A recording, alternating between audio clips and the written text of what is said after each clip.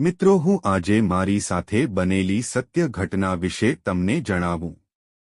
હું 21 વર્ષનો છું. મારા કાકી અમારા ઘરે એક અઠવાડિયું રહેવા આવી હતી. તે સમયે હું એકલો હતો. મારા માતા અને પિતા બંને 2 દિવસ માટે ગામ ગયા હતા. પછી તે આવી. કાકીએ બેલ વગાડ્યો અને જોયું તો મારા સપનાની રાણી મારી સામે ઊભી હતી. કાકીને જોયા પછી મને ખૂબ આનંદ થયો હતો. અને કાકી અંદર આવ્યા પછી મને પ્રેમથી ગળે લગાડ્યો હતો. તે મારાથી અલગ થઈ અને સોફા પર બેઠી. હું તેના માટે પાણી લઈ આવ્યો. અને પછી તેણે મને મમ્મી પપ્પા વિશે પૂછ્યું. મેં તેને કહ્યું કે તે ગામ ગયા છે. હું તેને બેડરૂમમાં લઈ ગયો અને તેના કપડાં બદલવા કહ્યું. હું બહાર આવ્યો પણ એક ગડબડ થઈ ગયા અને તે દરવાજો ખુલ્લો રહી ગયો. મને ખબર ન હતી કે મારી આંટી બાથરૂમમાં ગઈ હતી. ફ્રેશ થઈને કપડાં પહેરી રહી હતી. પછી તેણે નાઇટી પહેરી હતી. હું છુપાઈને તેને જોઈ રહ્યો હતો.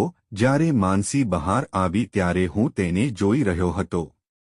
મેં કહ્યું, ચાલો આજે જમવા બહાર જઈએ. માનસી તરત જ રાજી થઈ ગઈ અને તે ફરીથી કપડાં ચેન્જ કરવા ગઈ. મેં પણ કપડાં બદલ્યા.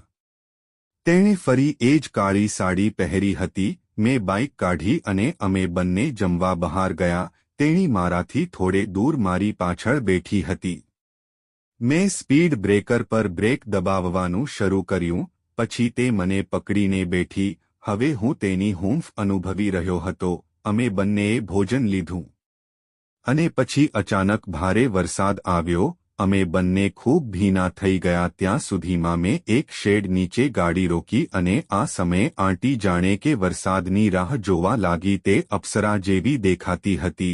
તે સંપૂર્ણપણે ભીંજાઈ ગઈ હતી. અને એવું લાગતું હતું કે તેની સાડી તેના સુંદર શરીર પર ચોંટી ગઈ હતી.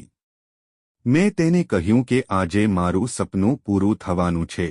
પછી મેં તેને મારા રૂમમાં આવીને સૂવા કહ્યું. મેં બધી લાઇટો બંધ કરી દીધી અને અમે બંને એક જ ધાબળો લઈને સૂઈ ગયા અને બહાર વરસાદ પડતો હોવાથી અમારે સૂવું પડ્યું.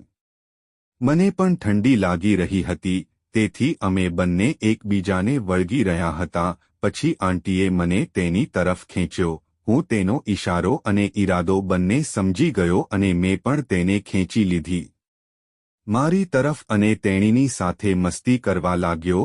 આંટી પણ મારી સાથે મસ્તી કરવા લાગી અને તેણીએ મને પ્રેમ કર્યો અને લગભગ 30 મિનિટ સુધી અમારી બંને વચ્ચે મસ્તી ચાલી અને અમે બંને ખૂબ જ થાકેલા હતા. તેથી અમે બંને નિરાતે સારી એવી ઊંઘ લીધી. તો તમને આ વાર્તા કેવી લાગી? કૃપા કરીને અમારી ચેનલને સબસ્ક્રાઇબ કરો.